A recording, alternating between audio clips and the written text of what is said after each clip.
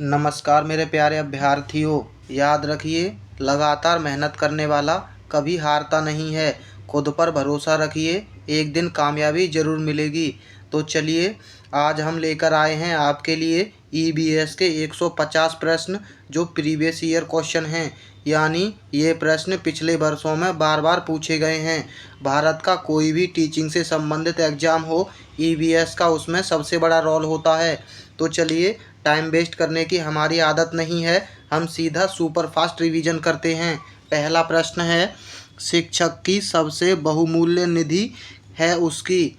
शिक्षक की जो सबसे बहुमूल्य निधि है वो मानी जाती है छात्रों का विश्वास। इस प्रश्न का सही जवाब ऑप्शन चौथा है। अगर शिक्षक पर छात्रों का विश्वास नहीं होगा तो शिक्षक बेहतरीन शिक्षक नहीं बन सकता है। प्रश्न नंबर 2 है, परिकल्पना को बार बार परीक्षण करने से गलत नहीं पाया जाता तो वह एक। यहाँ परिकल्पना का मतलब होता है आप कोई चीज़ की कल्पना करते हैं, फिर उसके बाद उसका परीक्षण करते हैं तो वो बार बार गलत नहीं होता है, तो वो बन जाता है एक सिद्धांत। जैसे न्यूटन ने परिकल्पना की थी कि सेब जमीन पर कैसे गिरता है, ये उसकी परिकल्पना थी और उसने उसका बार बार परीक्षण किया, तब जा कर के उसने गुरुत्वाकर्षण का सिद्धांत दिया। यानी वो बार बार परीक्षण करने के बाद गलत साबित नहीं हुआ, तो वो बन गया एक सिद्धांत।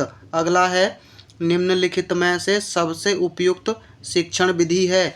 सबसे उपयुक्त शिक्षण विधि मानी जाती है विचार गोष्ठी, यानी वे विधियाँ जिनमें छात्र और शिक्षक दोनों का संवाद होता है। विचार गोष्ठी में छात्र और शिक्षक दोनों सुचारू रूप से संवाद करते हैं और कार्य योजना में बच्चे का दिमाग बहुत तेज़ी से कार्य करता है। तो सबसे ज़्यादा उपयुक्त जो शिक्षण विधि है वो विचार गोष्ठी और कार्य योजना मानी गई है। वहीं व्याख्यान को हम सबसे नकारात्मक विधि मानते हैं। जब भी आपको किसी ऑप्शन में व्याख्यान शब्द दिखाई दे तो आप उसे नेगेटिव ऑप्शन समझ लीजिए। अगला है, निम्नलिखित में से कौन सी ग्रीन हाउस गैस नहीं है। इसमें से जो ग्रीन हाउस गैस नहीं है वो है हीलियम। हीलियम एक ग्रीन हाउस गैस नहीं है। सबसे ज़्यादा ग्रीन हाउस जो फैलाती है वो है कार्बन डाइऑक्साइड यानी CO2, और मीथेन भी एक CH4, ये भी एक कार्बन डाइऑक्साइड गैस है। नाइट्रस ऑक्साइड यानी N2O, ये भी एक ग्रीन हाउस गैस है। वहीं आपकी O3 यानी ओजोन परत, ये भी एक ग्रीन हाउस गैस है, और H2O ये भी एक ग्रीन हाउस गैस है। वहीं CFC और HFC ये भी ग्रीन हाउस गैस हैं। अब आपने क्या देखा अब तक कि जिनके अंदर O आ रहा है वो ग्रीन हाउस गैस हैं और लास्ट में FC, तो आप इसको ऐसे याद रख लीजिए OFC, जिनमें O और FC आता है वो ग्रीन हाउस गैसें हैं अधिकतर। अगला प्रश्न है, ध्वनि प्रदूषण का मापन किस इकाई के द्वारा किया जाता है। तो ध्वनि की जो मापने की इकाई है वो है डेसिबल। डेसिबल को हम छोटी d से और बड़ी b से प्रदर्शित करते हैं, ये इसकी इकाई है डेसिबल। ध्वनि को मापने की इकाई डेसिबल होती है। वहीं जूल ऊर्जा को मापने की इकाई होती है और न्यूटन बल का मात्रक है। अगला प्रश्न है, निम्न में से किस स्थलाकृति का निर्माण हिमानी के द्वारा होता है। यानी हिमानी का मतलब होता है बर्फ़ की चट्टानें। तो बर्फ़ की चट्टानें जब ऊपर से फिसलती हैं तो U आकार की घाटी बनती है। ए इस प्रश्न का सही जवाब है। वहीं B आकार की घाटी नदियों के अंदर बनती है जल के द्वारा, और जलप्रपात जब पहाड़ से जल नीचे गिरता है तो जलप्रपात बनता है। अगला है, निम्न नदियों में से कौन सी नदी बंगाल की खाड़ी में गिरती है। बंगाल की खाड़ी में गिरती है इनमें से स्वर्णरेखा नदी। ए इस प्रश्न का सही जवाब है। वहीं ताप्ती, नर्मदा और सिंधु ये नदियां गिरती हैं अरब सागर के अंदर। अरब सागर में ये तीनों नदियां गिरती हैं। अगला प्रश्न है, राकेश कक्षा 5 पर्यावरण विज्ञान शिक्षक द्वारा दिए गए कार्य को समय से प्रस्तुत नहीं करता है, अतः सबसे उपयुक्त सुधारात्मक उपाय हो सकता है। पहला उपाय है खेल की कक्षा में जाने पर प्रतिबंध लगाना। हम बच्चे को किसी चीज़ पर प्रतिबंध नहीं लगाएंगे। प्रधानाध्यापक की जानकारी में लाना। प्रधानाध्यापक से किसी भी बच्चे की शिकायत कभी नहीं करेंगे। एक अच्छे शिक्षक का सबसे बढ़िया कार्य होता है कि वो किसी बच्चे की किसी से शिकायत ना करना, उसकी अनियमितताओं के कारणों को जानकर उसे सही मार्गदर्शन देना। ये सबसे बेस्ट आइडिया है।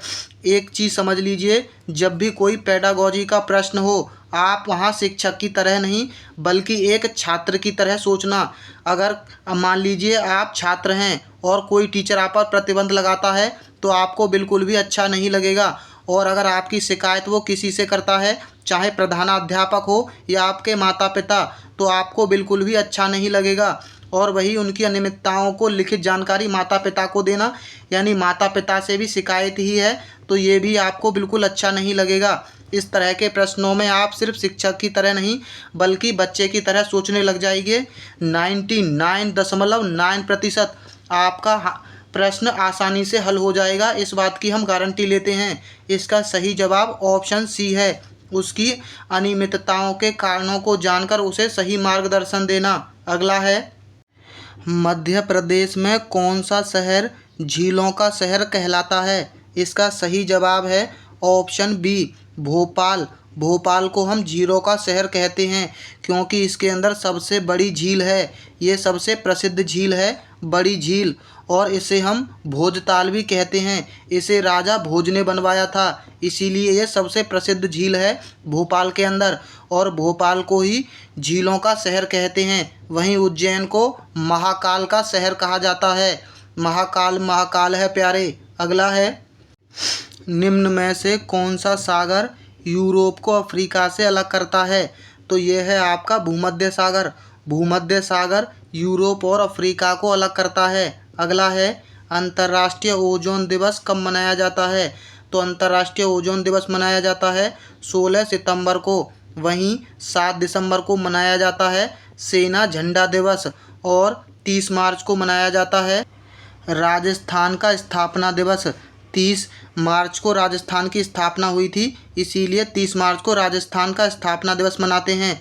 और वहीं 22 अप्रैल को मनाते हैं विश्व पृथ्वी दिवस। इनमें जो सबसे इम्पोर्टेंट है वो 16 सितंबर ओजोन अंतर्राष्ट्रीय दिवस और 22 अप्रैल विश्व पृथ्वी दिवस। इस दिन हम विश्व पृथ्वी दिवस मनाते हैं। इन दोनों दिन को याद रख लीजिए, बाकी के ये ज़्यादा नहीं पूछे जाते हैं। अगला है, किसी खाद्य श्रृंखला में शाकाहारी होते हैं। तो किसी खाद्य श्रृंखला में जो शाकाहारी होते हैं वो प्राथमिक उपभोक्ता होते हैं। शाकाहारी हमेशा प्राथमिक उपभोक्ता की श्रेणी में आते हैं। अगला है, पारिस्थितिकी तंत्र के तत्वों के चक्रण को क्या कहते हैं? पारिस्थितिकी तंत्र शब्द गढ़ा था एजी टांसले ने। इसको हम कहते हैं जैव भू रासायनिक चक्र। ये इस प्रश्न का सही जवाब है। अगला है, निम्नलिखित ईंधनों में से कौन सा न्यूनतम पर्यावरणीय प्रदूषण उत्पन्न करता है? तो ये है आपका हाइड्रोजन। हाइड्रोजन एक ऐसा तत्व है जो सबसे कम प्रदूषण उत्पन्न करता है। अगला है, संकटग्रस्त जंतु दैत्याकार पांडा पाया जाता है। तो दैत्याकार पांडा पाया जाता है आपके चीन के अंदर। सी इस प्रश्न का सही जवाब है। अगला है, निम्नलिखित में से किस गैस के कारण भोपाल गैस त्रासदी हुई थी? ये प्रश्न बहुत बार पूछा गया है हर एक एग्जाम में, बहुत ही इम्पोर्टेंट प्रश्न है। इसका सही जवाब ऑप्शन डी है, मेथाल आइसोसाइनेट के द्वारा। अगला है, किस देश में वृक्षम का त्यौहार गर्मियों में मनाया जाता है? ये गलत लिखा हुआ है, ये होगा क्रिसमस का त्यौहार। क्रिसमस का त्यौहार मनाया जाता है गर्मियों में। इसका सही जवाब है ऑप्शन सी, ऑस्ट्रेलिया के अंदर क्रिसमस का त्यौहार गर्मियों के अंदर मनाया जाता है। अगला है, गिर वन्य जीव अभयारण्य निम्न में से किस वन्य जीव का संरक्षण करता है? इसका सही जवाब है ऑप्शन डी, शेर के लिए प्रसिद्ध है। गिर वन्य जीव अभयारण्य आपके गुजरात के अंदर है। गा से गिर याद रख लीजिए और गा से गुजरात। गुजरात में है आपका गिर वन्य जीव अभयारण्य। इसकी स्थापना हुई थी 1965 के अंदर। 1965 में इसकी स्थापना हुई थी। अगला प्रश्न है, निम्न में से कौन सी प्राकृतिक वनस्पति मरुस्थलीय प्रदेशों में पाई जाती है? तो मरुस्थलीय प्रदेशों में पाई जाती है कैक्टस, यानी जहाँ सूखे प्रदेश होते हैं, मरुस्थलीय प्रदेश, वहाँ ऐसी वनस्पति पाई जाती है जो कांटेदार होती है। तो कैक्टस एक कांटेदार पौधा है। अगला है ग्रीन मफलर संबंधित है। तो ग्रीन मफलर है ध्वनि प्रदूषण से। सी इस प्रश्न का सही जवाब है।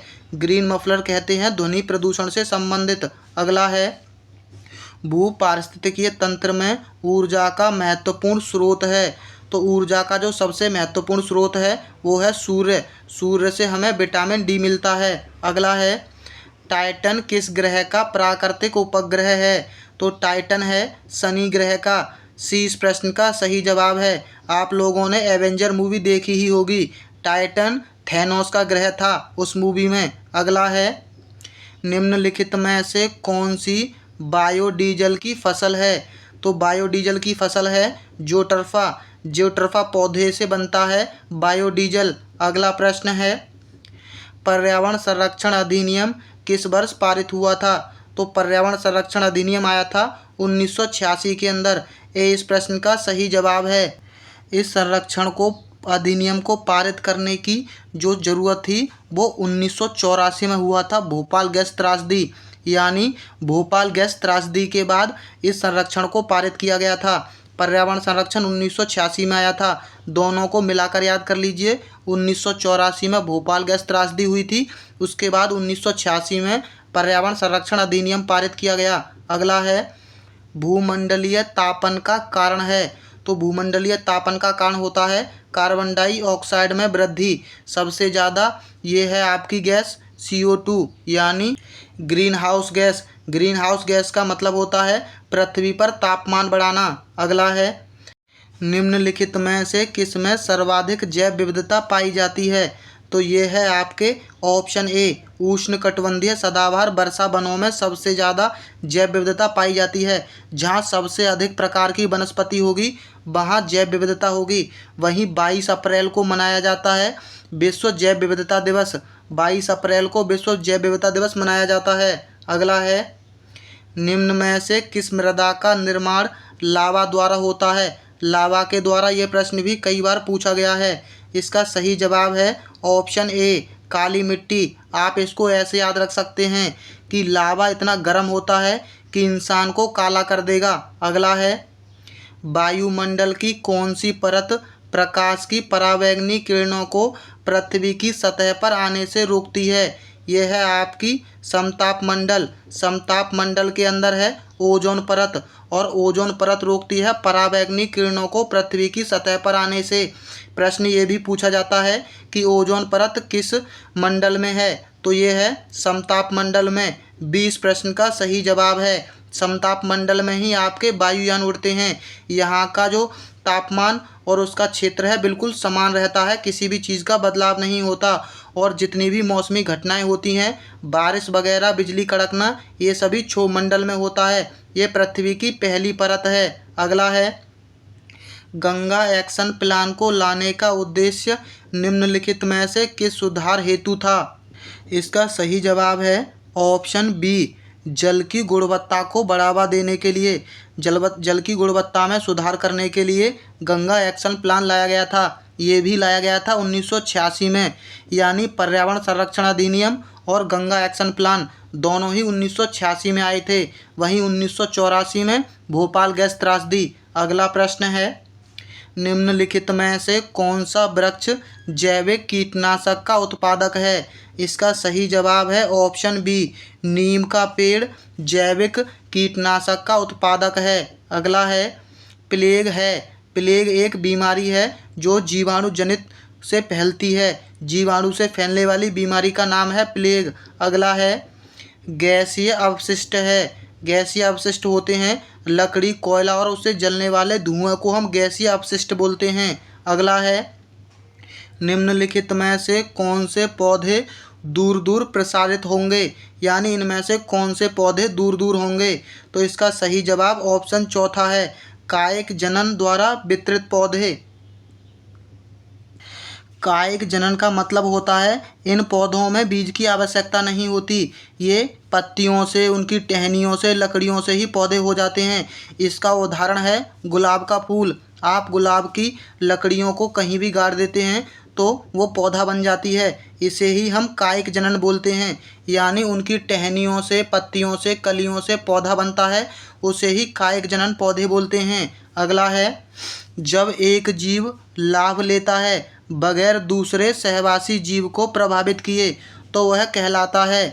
इसका सही जवाब है ऑप्शन ए, सहभोजी। सहभोजी का मतलब होता है ऐसे जीव जो मरे हुए चीज़ों को खाते हैं, उन्हें सहभोजी बोलते हैं। परजीवी में एक चीज़ दूसरे पर डिपेंड रहती है, जैसे आपने जोंक देखी होगी, और मच्छर और अमरबेल, यानी ये अपना भोजन किसी दूसरे से प्राप्त करते हैं और उसको नुकसान पहुंचाते हैं। मृतोपजीवी ये होते हैं, मृत चीज़ों पर उगकर उन्हें खा जाते हैं। अगला प्रश्न है, जब मोर सांप को खाता है और सांप कीड़ों को खाता है और कीड़े हरे पौधों को खाते हैं तो मोर का पोषण तल होगा। तो मोर का पोषण तल होगा खाद्य पिरामिड के शीर्ष पर, क्योंकि सबसे ऊपर मोर है, उसके बाद उसने सांप को खाया, नीचे वाले को खाया। हमेशा जो पिरामिड होता है उसमें जो शीर्ष पर होता है वो अपने नीचे वाले को खाता है। अगला प्रश्न है, निम्न में से कौन सा कायांतरित सेल का उदाहरण है? इसका सही जवाब है ऑप्शन सी, संगमरमर। यानी सेल का मतलब होता है पत्थर या चट्टानें, तो कायांतरित चट्टानें होती हैं जो अपना रूप बदल लेती हैं। संगमरमर बनता है आग्नेय चट्टान और अवसादी चट्टान को हम उच्च तापमान पर हीट देते हैं तो वो संगमरमर में बदल जाती है। इसे ही अपना रूप बदलना यानी कायांतरित चट्टान कहते हैं। अगला है, महासागरों में निम्न में से कौन सा लवण सर्वाधिक मात्रा में पाया जाता है? तो महासागरों में सबसे ज़्यादा पाया जाता है सोडियम क्लोराइड, यानी नमक। महासागरों में सबसे अधिक नमक पाया जाता है, इसीलिए वो नमकीन होते हैं। अगला है, राज्यसभा में होने वाली सभाओं की अध्यक्षता कौन करता है? तो इसका सही जवाब है ऑप्शन बी, उपराष्ट्रपति राज्यसभा का पदेन उपाध्यक्ष यानी पदेन अध्यक्ष होता है। तो नए जो राष्ट्रपति बने हैं वो हैं सीपी राधाकृष्णन। सीपी राधाकृष्णन नए उपराष्ट्रपति बने हैं। वहीं लोकसभा की बात की जाए तो लोकसभा के अध्यक्ष उसकी अध्यक्षता करते हैं और लोकसभा के जो अध्यक्ष हैं वो हैं ओम बिरला साहब।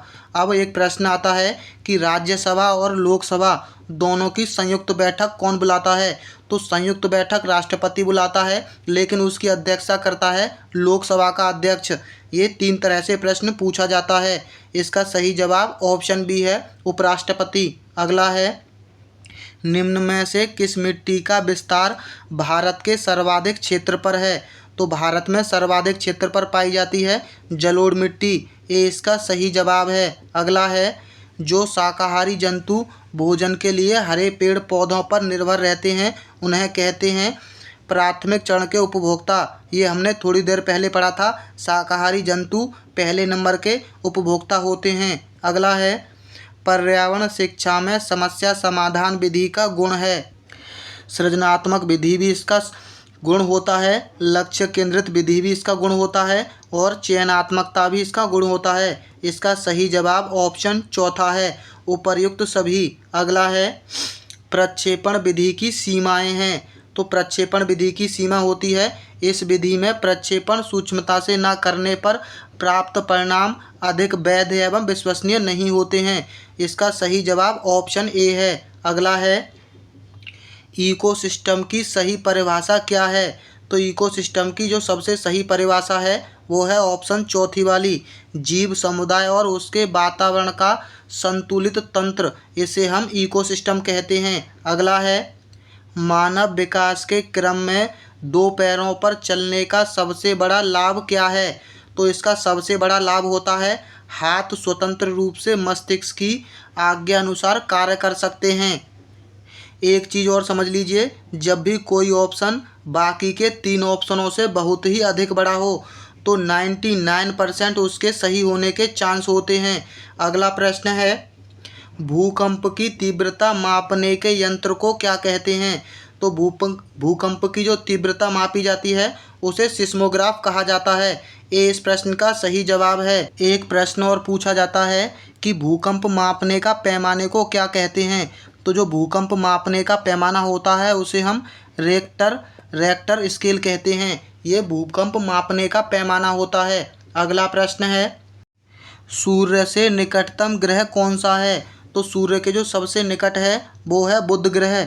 बुध ग्रह के बाद नंबर आता है शुक्र का, और शुक्र के बाद पृथ्वी का नंबर आता है, और पृथ्वी के बाद मंगल ग्रह का नंबर आता है, मंगल ग्रह के बाद बृहस्पति का, और बृहस्पति ग्रह के बाद शनि ग्रह का, और उसके बाद अरुण और वरुण सबसे आखिरी में होता है वरुण ग्रह। ये इनका क्रम है। अगला प्रश्न है, गिर राष्ट्रीय पार्क, ये हमने आपको बता दिया, गुजरात के अंदर है। अगला है, निरीक्षण विधि की विशेषता नहीं है। हमने अभी थोड़ी देर पहले आपको बताया था कि जो सबसे बड़ा ऑप्शन होता है उसके सही होने के चांस 99% होते हैं। लेकिन ये ट्रिक पता है कब काम करती है? जब प्रश्न पॉजिटिव हो। अगर नकारात्मक प्रश्न पूछा गया है तो ये ट्रिक काम नहीं करती है। इसका सही जवाब ऑप्शन बी है। यह एक मनोवैज्ञानिक विधि है। ये निरीक्षण विधि की विशेषता नहीं है। अगला है, निम्नलिखित वाहनीय ईंधनों में से किसको आजकल पर्यावरण स्नेही माना जाता है? तो जो सबसे है वो है संपीड़ित प्राकृतिक गैस, यानी सीएनजी। सीएनजी को संपीड़ित प्राकृतिक गैस कहते हैं। अगला है, किसी पारितंत्र में तत्वों का चक्रण क्या कहलाता है?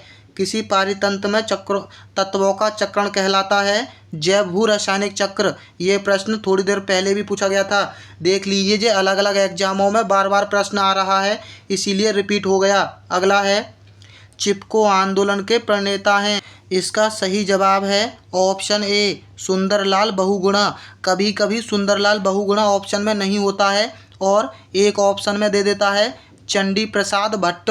चंडी प्रसाद भट्ट ये एक ऐसे व्यक्ति थे जो सुंदरलाल बहुगुणा के साथ चिपको आंदोलन में सहयोग दिया था इन्होंने। तो कभी कभी चंडी प्रसाद भट्ट भी ऑप्शन में दे देता है। अगर ऑप्शन में सुंदरलाल बहुगुणा ना हो तो चंडी प्रसाद भट्ट इसका सही जवाब होता है। चिपको आंदोलन हुआ था आपके महाराष्ट्र के, माफ़ कीजिए, उत्तराखंड के चमोली ज़िले में। चमोली ज़िले में ये हुआ था 1973 में। अगला प्रश्न है, इंसुलिन की रासायनिक प्रकृति है। तो इंसुलिन की जो रासायनिक प्रकृति होती है वो होती है प्रोटीन। अगला है, पौधों में अर्धसूत्री विभाजन होता है। तो पौधों में जो अर्धसूत्री विभाजन होता है पराग कोश में। अगला है, जैविक समुदाय में प्राथमिक उपभोक्ता होता है। ये हम कितनी बार देख लीजिए, एक प्रश्न अनगिनत बार पूछा गया है। सबसे इम्पोर्टेंट प्रश्न है ईवीएस का। तो ये होता है शाकाहारी। पहले नंबर पर शाकाहारी आता है और आखिरी में सर्वाहारी। अगला है, ज्वर नियंत्रण में आमतौर पर सबसे अधिक प्रयोग की जाने वाली औषधि है। ज्वर का मतलब होता है बुखार, और बुखार में सबसे ज़्यादा प्रयोग की जाती है पैरासीटामोल। बी कॉम्प्लेक्स त्वचा संबंधी प्रयोग की जाती है। ब्रूफेन दर्द में काम आती है, और लिप52 लीवर में काम आती है। अगला है, दही निर्माण हेतु कौन सा सूक्ष्मजीव उत्तरदायी है? तो इसके अंदर होता है लैक्टो, यानी लैक्टोबैसिलस। ये दही निर्माण में प्रयोग होता है। कहीं कहीं इसका नाम लैक्टोज भी होता है। अगला है, मानव रुधिर वर्ग की खोज सर्वप्रथम किस वैज्ञानिक ने की थी? इसका सही जवाब है ऑप्शन दूसरा, लैंडस्टीनर ने मानव रुधिर वर्ग की खोज की थी 1900 के अंदर। इसमें 4 वर्ग दिए थे, ए बी और ओ। ये आप अच्छे से जानते हैं। अगला है, प्याज, आलू और अदरक है, ये हैं एक तना। आप इसको अच्छे से समझ लीजिए, प्याज, आलू और अदरक हमेशा एक तना है। अगला है, एक कोशिकीय सूक्ष्म जीव है। एक कोशिकीय सूक्ष्म जीव है आपका पैरामीशियम। तीसरा इस प्रश्न का सही जवाब है। अगला है, निम्न में से कौन सा पादप उत्पादक साबुन का विस्थापन है? तो साबुन का जो विस्थापन होता है वो होता है रीठा। अगला है, वायुदाब मापने वाला यंत्र किस नाम से जाना जाता है? तो वायुदाब जो मापा जाता है उसे हम बैरोमीटर कहते हैं। थर्मामीटर से तापमान मापते हैं, सिस्मोग्राफ से भूकंप मापते हैं, और वहीं हाइग्रोमीटर से इससे हम वायुदाब की आर्द्रता नापते हैं। अगला है, बीटी कपास है। बीटी कपास है एक ट्रांसजेनिक पौधा। अगला है, कौन सा वायुमंडलीय प्रदूषक अम्लीय वर्षा का मुख्य कारण है? तो ये है आपका SO2 यानी सल्फर डाइऑक्साइड। अगला है, निम्न में से कौन सर्वाधिक उत्पादन पारिस्थितिकी तंत्र है? तो सर्वाधिक उत्पादन पारिस्थितिकी तंत्र है उष्णकटिबंधीय वर्षावन। ये हम पहले भी आपको बता चुके हैं। निम्नलिखित में से कौन सा रसायन आम पकाने में प्रयोग होता है? तो आम पकाने में प्रयोग होता है कैल्शियम कार्बाइड। हम आम भाषा में देखते हैं, जब भी आम वाला आता है तो उससे लोग पूछते हैं कि ये कार्बाइड से तो नहीं पका। अगला है, कौन सी बीमारी दूषित जल पीने से होती है? इसका सही जवाब है ऑप्शन ए, टाइफाइड। दूषित जल पीने से टाइफाइड होता है, हैजा होता है और डायरिया। अगला है, निम्नलिखित में से कौन सी ग्रीन हाउस गैस नहीं है? इसके ऑप्शन गड़बड़ हो गए हैं, ये हम आपको पहले भी बता चुके हैं। निम्न में से कौन द्विबीजपत्रीय पौधा है? तो द्विबीजपत्रीय पौधा है आपका सरसों। डी इस प्रश्न का सही जवाब है। सरसों के साथ साथ गुलाब, सूरजमुखी, मूली, गुड़हल ये भी द्विबीजपत्रीय पौधे होते हैं। अगला है, पौधों में जल का अधिग्रहण किसके द्वारा होता है? तो जल का अधिग्रहण होता है जाइलम के द्वारा। आप इसको ऐसे याद रख सकते हैं, जा से जल और जा से जाइलम, जा से जल और जा से जाइलम। वहीं अगर फल यानी भोजन की पूछेगा तो फा से फल याद रख लीजिए, फल एक भोजन होता है, और फा से फिलोयम। तो अगर जल का अधिग्रहण पूछे तो जाइलम से, और भोजन का अधिग्रहण पूछे तो फिलोयम से। अगला है, कौन सा प्रथम साहित्य स्रोत है? तो जो प्रथम साहित्य स्रोत है वो है ऋग्वेद, क्योंकि इसे हम सबसे प्राचीन ग्रंथ मानते हैं। अगला है, वायुमंडल में 99% भाग पर किन दो गैसों का विस्तार है?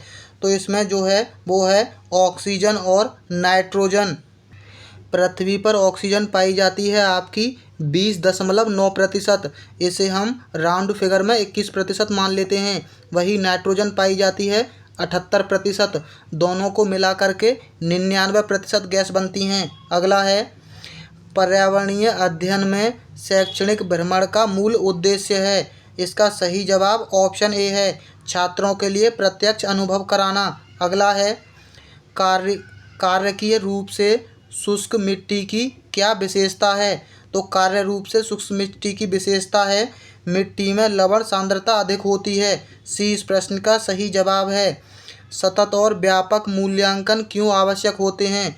हमने आपको पहले भी बताया है कि अगर प्रश्न सकारात्मक है और कोई ऑप्शन बाकी के 3 ऑप्शनों से बहुत अधिक बड़ा है तो उसके सही होने के चांस सबसे अधिक होते हैं। निरंतर मूल्यांकन होते रहने से विद्यार्थियों में परीक्षा का अनावश्यक भय नहीं होता है। सी इस प्रश्न का सही जवाब है। अगला है, चरने वाले पशु वनस्पति को कैसे बदलते हैं? इसका सही जवाब ऑप्शन तीसरा है, चुनकर और चरकर। अगला है, निम्नलिखित में से कौन स्वच्छ अस्थियों के लिए आवश्यक है? तो अस्थियां मतलब होता है आपकी हड्डियां, और हड्डियों के लिए सबसे आवश्यक होता है वो कैल्शियम और विटामिन डी होता है। अगला है, भारत में हिमालय की सबसे ऊंची चोटी का नाम है। तो भारत की जो सबसे ऊंची हिमालय चोटी है उसे हम माउंट केटू बोलते हैं। अब आप माउंट एवरेस्ट मत समझ लेना, माउंट एवरेस्ट नेपाल का भाग है, ना कि भारत का। अगर प्रश्न में पूछा जाता कि हिमालय की सबसे ऊंची चोटी का नाम है तो हिमालय की सबसे ऊंची चोटी माउंट एवरेस्ट है, लेकिन प्रश्न पूछा गया है कि भारत में हिमालय की सबसे ऊंची चोटी का नाम, तो ये होगा केटू। केटू भारत की सबसे ऊंची चोटी है। अगला है, प्राथमिक स्तर पर शिक्षण की खेल विधि आधारित है। तो खेल विधि आधारित होती है शिक्षण विधि के सिद्धांत पर। अगला है, वायुमंडल की सबसे निचली परत यानी पहली परत, और ये हम आपको बता चुके हैं, ये है क्षोभ मंडल। इसी में सभी मौसमी घटनाएं होती हैं, और समताप मंडल में ओजोन परत पाई जाती है। अगला है, विटामिन सी की कमी से होने वाली बीमारी का क्या नाम है? इसका सही जवाब है ऑप्शन सी, विटामिन सी की कमी से होता है स्कर्वी रोग। आप इसको ऐसे याद रख सकते हैं, इसकी ट्रिक है रब से रीवा तक, रीवा तक। अब आप इनको क्रम से लगा लीजिए, A B C D E और के, ये हैं आपकी विटामिन। तो ए से होता है रतौंधी रोग, ए से रतौंधी, उसके बाद बी से होता है बेरी, सी से होता है स्कर्वी रोग, डी से होता है रिकेटस रोग, और ई से होता है बांझपन और के से ठक्काना जमना, थक तक। अगला प्रश्न है, भारत की प्रथम महिला आईपीएस अफसर कौन हैं? तो भारत की प्रथम महिला आईपीएस अफसर थी किरण बेदी। अगला है असम, यहाँ थोड़ी टाइपिंग मिस्टेक है, ये असम होगा। असम का प्रसिद्ध एक सींग वाले गैंडे वाला वन्यजीव अभयारण्य कौन सा है? तो ये है आपके काजीरंगा नेशनल अभयारण्य। वही असम में मानस अभयारण्य भी देखने को मिलता है। काजीरंगा और मानस ये दोनों असम के अभयारण्य हैं। गिर हमने आपको बता दिया गुजरात का है, और वहीं कान्हा ये है आपके मध्य प्रदेश में। अगला है, निम्नलिखित में से कौन सा आग्नेय चट्टान का उदाहरण है? तो आग्नेय चट्टान का उदाहरण है बेसाल्ट चट्टान। अगला है, पृथ्वी के वातावरण की किस सतह में ओजोन परत पाई जाती है? यहाँ ऑप्शन अंग्रेजी में दे रखे हैं। जो लोग अंग्रेजी से डरते हैं उनको हिंदी के साथ साथ अंग्रेजी में भी परतों को याद करना पड़ेगा। तो हमने आपको बताया था समताप मंडल में, ये होती है स्ट्रेटोस्फीयर के अंदर। अगला है, सिख धर्म के संस्थापक निम्नलिखित में से कौन से हैं? तो सिख धर्म चलाया था गुरु नानक देव ने। वहीं खालसा पंथ की स्थापना गुरु गोबिंद सिंह ने की थी। अगला है, भूकंप की तीव्रता मापने का यंत्र, ये प्रश्न कितनी बार पूछा गया है? सिस्मोग्राफ है। अगला है, दक्षिणी गोलार्ध का सबसे लंबा दिन किस दिन होता है? तो दक्षिणी गोलार्ध में जो सबसे लंबा दिन होता है वो 22 दिसंबर का दिन होता है। अगर प्रश्न पूछे कि उत्तरी गोलार्ध में सबसे लंबा दिन, तो ये होता है 21 जून को। भारत हमारा उत्तरी गोलार्ध में स्थित है, यानी भारत में सबसे लंबा दिन 21 जून को होता है। अगला है, सत्यार्थ प्रकाश के लेखक का नाम है? इसका सही जवाब है ऑप्शन बी स्वामी दयानंद सरस्वती। आप इसको ऐसे याद रख सकते हैं कि जिसकी जुबान पर सरस्वती विराजमान होती है वो हमेशा सत्य बोलता है। अगला है, बिहू भारत के किस राज्य का लोक नृत्य है? तो बिहू है आपके, यहाँ कितनी टाइपिंग मिस्टेक है, असम राज्य का। असम के अंदर देखने को मिलता है बिहू। वहीं तमिलनाडु में भरतनाट्यम है तमिलनाडु का, राजस्थान का है घूमर, उत्तर प्रदेश का है कथक। अगला है, खाद्य श्रृंखला के परस्पर समूह को क्या कहा जाता है? तो इसे खाद्य चक्र कहते हैं। अगला है, निम्नलिखित भारतीय राज्यों में से किस राज्य की कोई समुद्री सीमा नहीं है? गोवा की समुद्री सीमा है, गुजरात की तो सबसे लंबी है, राजस्थान की, यहाँ राजस्थान की कोई भी समुद्री सीमा नहीं है। आप इसको ऐसे भी याद रख सकते हैं कि गोवा के अंदर समुद्र है, गुजरात में भी समुद्र देखने को मिलता है, और महाराष्ट्र में तो बहुत सारे बीच हैं। इसीलिए इस प्रश्न का सही जवाब ऑप्शन तीसरा होगा, राजस्थान की कोई भी समुद्री सीमा नहीं है। अगला है, किसी नदी के प्रदूषण स्तर की माप की जाती है? तो प्रदूषण स्तर की माप की जाती है बीओडी के द्वारा, यानी बायोकेमिकल ऑक्सीजन डिमांड के द्वारा। अगला है, वायरस संक्रमण से होने वाला रोग है? तो वायरस से होता है जुखाम, और गंदे पानी पीने से टाइफाइड, मलेरिया होता है मच्छर के काटने से। भारत में कृषि को प्रभावित करने वाला मौसम का सबसे महत्वपूर्ण तत्व है, ये है वृष्टि, यानी अधिक से अधिक बारिश को हम वृष्टि बोलते हैं। अगला है, वायुमंडल की सबसे ठंडी परत कौन सी है? तो वायुमंडल की सबसे ठंडी परत होती है मध्यमंडल। अगला है, निम्नलिखित में से कौन सी एक ग्रीन हाउस गैस है? तो ग्रीन हाउस गैस है, ये हम पहले भी पढ़ चुके हैं, मीथेन, यानी CH4। अगला है, भारत में प्रोजेक्ट टाइगर की शुरुआत हुई थी? तो भारत में प्रोजेक्ट टाइगर की शुरुआत 1973 के अंदर हुई। अगला है, पृथ्वी तल पर उस काल्पनिक रेखा को क्या कहते हैं जो यहाँ 1800 नहीं होगा बल्कि 180 डिग्री होगा? 180 डिग्री मीडियम यामोत्तर पर खींची गई है, तो उसे हम कहते हैं अंतर्राष्ट्रीय तिथि रेखा। 20 प्रश्न का सही जवाब है। अगला है, निम्नलिखित में से किस राज्य में गल्फ ऑफ मन्नार मैरीन राष्ट्रीय पार्क स्थित है? तो ये स्थित है आपके तमिलनाडु में। अगला है, जनगणना 2011 के अनुसार भारत में लिंगानुपात है? तो इसका सही जवाब है ऑप्शन बी 940 महिलाएं और 1000 पुरुष, यानी 1000 पुरुषों पर केवल 940 महिलाएं हैं। अगला है, निम्नलिखित में से किस एक प्रणाली को किसान का मित्र कहा जाता है? तो किसान का मित्र कहा जाता है केंचुआ को। ए इस प्रश्न का सही जवाब है। पर्यावरण को बचाने के लिए चिपको आंदोलन से कौन सा राज्य जुड़ा हुआ था? ये हम आपको बता चुके हैं, उत्तराखंड के चमोली जिले में हुआ था। जीवों के व्यवहार का अध्ययन क्या कहा जाता है? यहाँ जीव नहीं होगा बल्कि जीवों के होगा। जीवों के व्यवहार का अध्ययन क्या कहा जाता है? तो जीवों के व्यवहार के अध्ययन को कहा जाता है ईथोलॉजी। अगला है, समुद्री शैवाल किसका महत्वपूर्ण स्रोत है? तो समुद्री शैवाल है आयोडीन का यानी नमक का। सेक यानी लाइकेन है। लाइकेन एक सहजीवी है। अगला है, सीएनजी का ईंधन के रूप में किस में इस्तेमाल होता है? तो वाहनों और उद्योगों दोनों में होता है। अगला है, पर्यावरण जागरूकता का किसके द्वारा सृजन किया जा सकता है? तो ये सृजन किया जा सकता है क्षेत्रीय भ्रमण के द्वारा। अगला है, एलपीजी किसका संक्षिप्त रूप है? एलपीजी संक्षिप्त रूप है लिक्विफाइड पेट्रोलियम गैस का। अगला है, पृथ्वी पर पहुंचने से पहले ओजोन परत किन किरणों को अवशोषित करती है? तो ये अवशोषित करती है पराबैंगनी किरणों को। अगला है, चमगादड़ स्तनधारी है क्योंकि वह चमगादड़ बच्चे देती है, इसीलिए स्तनधारी की श्रेणी में आती है। अगला है, पर्यावरण की परिभाषा क्या है?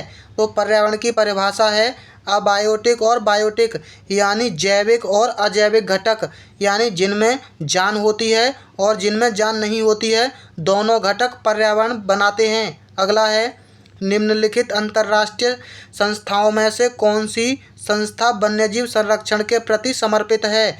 तो वन्यजीव संरक्षण के प्रति समर्पित है IUCN। अगला है, कृत्रिम वर्षा के लिए मेघ बीजन के लिए प्रयुक्त रसायन है, यानी कृत्रिम वर्षा किस रसायन के द्वारा की जाती है? तो ये की जाती है सिल्वर आयोडाइड के द्वारा। अगला है, बायोडीजल, ये हमने आपको पहले भी बता दिया है। अगला है, विश्व ओजोन दिवस, ये भी पहले बता दिया है। अगला है, सिल्वीकल्चर संबंधित है, तो सिल्वीकल्चर का संबंध है वन एवं वन्य उत्पादन से। अगला है, निम्नलिखित में से किस जनपद में चंद्रप्रभा वन्यजीव अभयारण्य है? तो चंद्रप्रभा है चंदौली जिले में यानी उत्तर प्रदेश में। अगला है, निम्नलिखित में से कौन द्वितीय श्रेणी का उपभोक्ता है?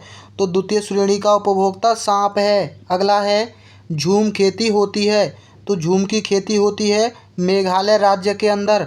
झूम की खेती में जंगलों को काटकर खेती की जाती है और इस भूमि को जोता नहीं जाता है, जंगलों को काटकर उनमें आग लगाकर ऐसे ही बीज डाल दिया जाता है। अगला है, शुष्क बर्फ किसका ठोस रूप है? तो शुष्क बर्फ है कार्बन ऑक्साइड का। अगला है, लवण जो जल का अवशोषण करता है कहलाता है, उसे कहते हैं हाइग्रोस्कोपिक लवण। अगला है, पारिस्थितिकी तंत्र एवं प्राकृतिक अधिवासों का संरक्षण तथा उनके प्राकृतिक वातावरणों में प्रजातियों का जीवनक्षम जनसंख्या का रखरखाव एवं प्रतिप्राप्ति के लिए प्रयुक्त पद है।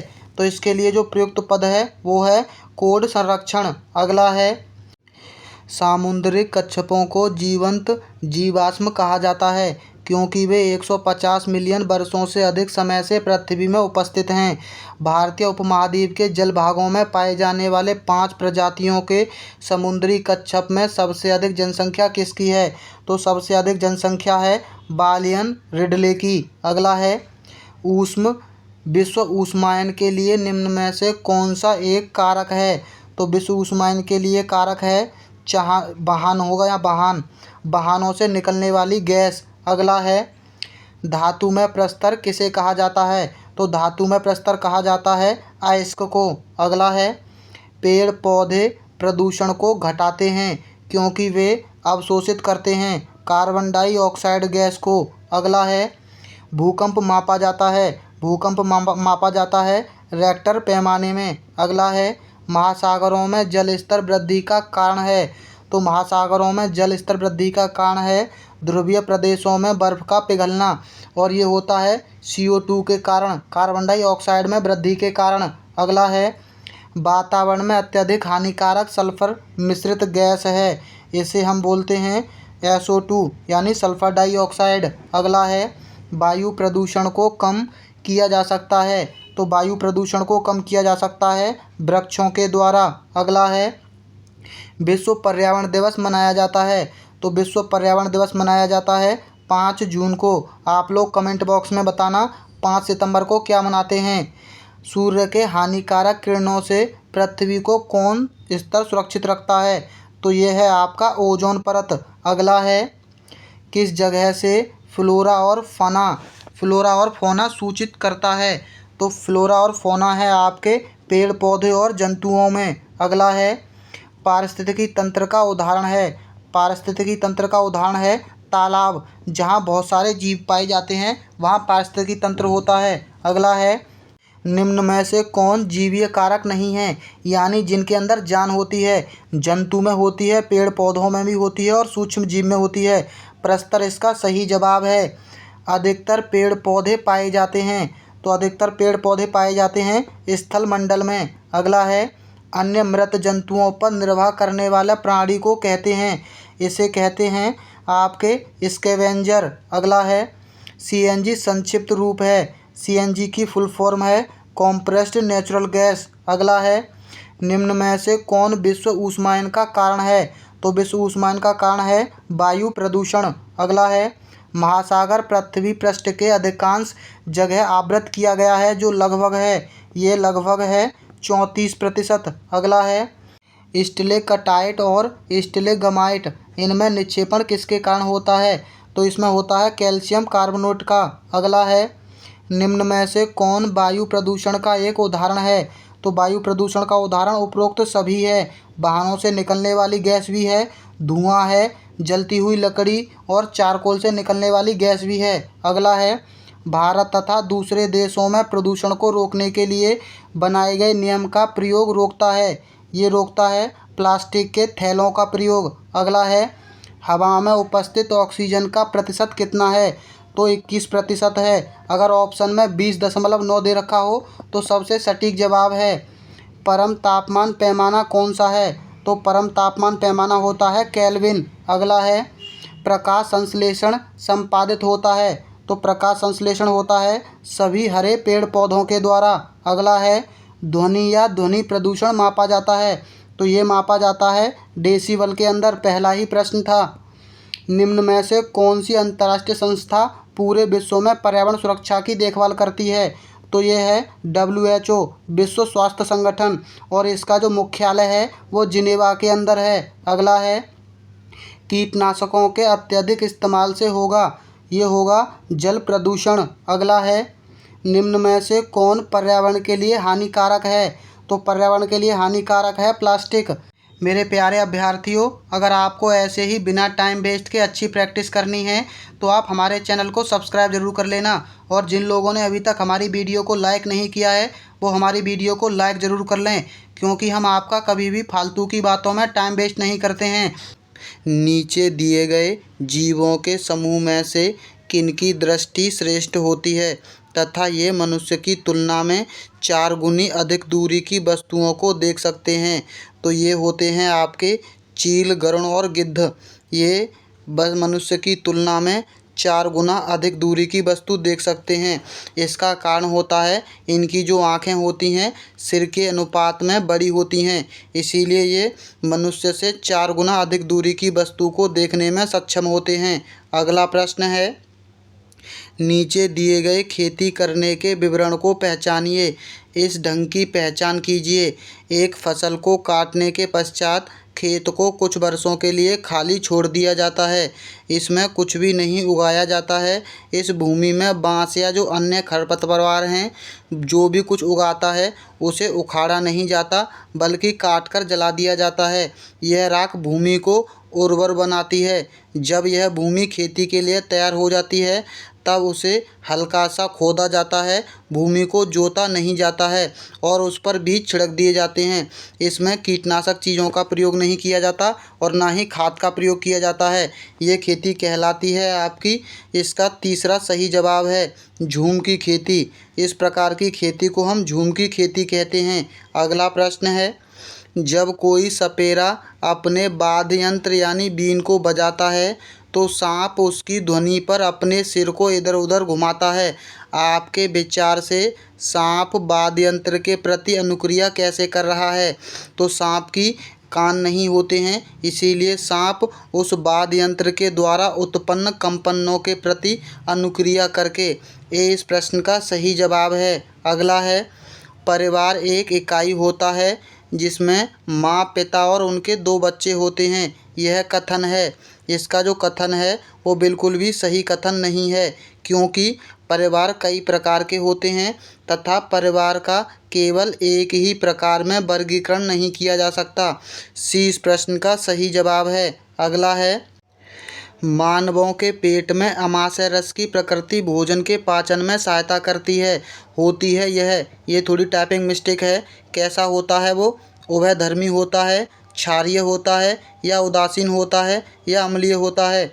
इसका जो सही जवाब है वो है ऑप्शन चौथा। जो अमाश रस होता है पेट के अंदर वो होता है अम्लीय। हमारे पेट में भोजन को पचाने के लिए एक विशेष प्रकार का रस निकलता है जिसे हम अमाशय रस कहते हैं। इस रस की प्रवृत्ति होती है अम्लीय। अम्लीय प्रवृत्ति वाले वो को यानी जिसका पीएच मान 7 से कम होता है उसकी प्रवृत्ति अम्लीय होती है। वहीं अगर 7 से अधिक पीएच मान होता है तो उसकी प्रकृति हो जाती है क्षारीय। अगला है, कक्षा 3 के एक शिक्षक ने अपने बच्चों को निम्नलिखित पेड़ों पौधों की पत्तियों को विभिन्न वर्गों में वर्गीकृत करने के लिए कहा, जैसे नींबू, आम, तुलसी, पुदीना, नीम, केला आदि। कुछ विद्यार्थियों ने पत्तियों का वर्गीकरण इस प्रकार किया। एक तरफ दवा के गुणों वाली पत्तियां, दूसरी तरफ दवाओं के गुण से रहित पत्तियां, और कुछ बच्चों ने बड़ी पत्तियां और छोटी पत्तियां की। वहीं शिक्षक ने समूह 1 को सही माना, समूह 2 को गलत। निम्नलिखित कथनों में से कौन सा कथन अधिगम और आकलन के प्रति शिक्षक के दृष्टिकोण को प्रतिबिंबित करता है? तो इसका जो सही जवाब है वो है ऑप्शन दूसरा। वर्गीकरण का काम बहुत विशिष्ट और स्तरीकृत है तथा इसका एक ही सही उत्तर होता है। ये कथन सही है। अगला प्रश्न है, पर्यावरण अध्ययन की अपनी कक्षा में समूह क्रियाकलाप का निर्माण करते हुए आप निम्नलिखित विचारों में से किसका ध्यान रखेंगे? पहला कथन है, बच्चे की रुचियों का ध्यान रखेंगे। ये तो सबसे मोस्ट इम्पोर्टेंट है। हमें बच्चे की रुचियों का ध्यान तो सबसे प्रमुख होता है रखना। लड़कों और लड़कियों को समान रूप से रुचिकर लगे, इस बात का भी विशेष ध्यान रखेंगे। इसमें मूल्यवान सामग्री लगी हो, इसके अंदर मूल्यवान सामग्री ना लगी हो तो भी काम चल जाएगा, लेकिन रुचिकर हो, सस्ती सामग्री हो और इससे कोई फ़र्क नहीं पड़ता है। शनि धार्मिक और सांस्कृतिक ये सभी होगा। सभी धार्मिक और सांस्कृतिक पृष्ठभूमि के बच्चों को रुचिकर लगे। ए, बी और डी तीनों कथन सही हैं। सी की कोई आवश्यकता नहीं है, यानी इसका जो सही जवाब होगा वो होगा ऑप्शन तीसरा। ए, बी, डी सही हैं। अगला है, निम्नलिखित में से सभी कथन पर्यावरण अध्ययन में सामूहिक रूप से क्रियाकलापों में संलग्न शिक्षकों और विद्यार्थियों के पक्ष में तर्क प्रस्तुत करते हैं। केवल एक कथन को छोड़कर। वह कथन कौन सा होगा? तो वो कथन है, समूह क्रियाकलापों की वजह से बच्चे अंक उपलब्धि में अच्छा सुधार प्रदर्शित करते हैं। एक चीज़ समझ लीजिए, पेडागॉजी में जिस भी ऑप्शन में अंक, परीक्षा और इस तरह की जो चीज़ें आती हैं वो नकारात्मक होती हैं। कभी भी हमें बच्चों को अंक के लिए प्रोत्साहित नहीं करना है, ना ही परीक्षा में पास होने के लिए। ये चीज़ें नकारात्मक मानी जाती हैं पेडागॉजी में, इसीलिए इस प्रश्न का सही जवाब ऑप्शन डी होगा।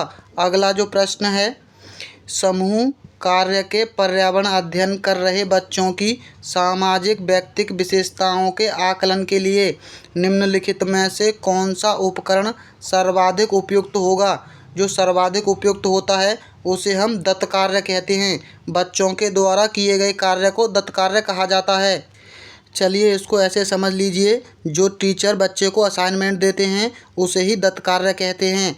असाइनमेंट का नाम ही दत्त कार्य है। अगला है, नीचे पौधों के बारे में बच्चों के कुछ सहजानुभूत विचार दिए गए हैं। इनमें से कौन सा विचार वैज्ञानिक दृष्टि से ठीक होगा? कुछ सब्जियां फल होती हैं, घास पौधे नहीं होते हैं, बीज किसी पौधे का हिस्सा नहीं होते हैं, गाजर और बंद गोभी पौधे नहीं हैं। इस प्रश्न का जो सही जवाब है वो होगा वैज्ञानिक दृष्टि से ऑप्शन ए सही है। कुछ सब्जियां फल होती हैं, ये बिल्कुल सही है वैज्ञानिक दृष्टि से। अगला है, कक्षा 4 की एक शिक्षिका ने अपने विद्यार्थियों से कहा, कुछ वयोवृद्ध लोगों से यह पूछिए कि जब वे जवान थे तो क्या उन्होंने कुछ ऐसे पौधे देखे थे जो आजकल नहीं दिखाई पड़ते हैं। उपर्युक्त प्रश्न के पूछे जाने पर निम्नलिखित में से किस कौशल के आकलन की संभावना नहीं होगी। तो चर्चा कौशल की, प्रयोग कौशल की, प्रश्न पूछना की या अभिव्यक्ति की।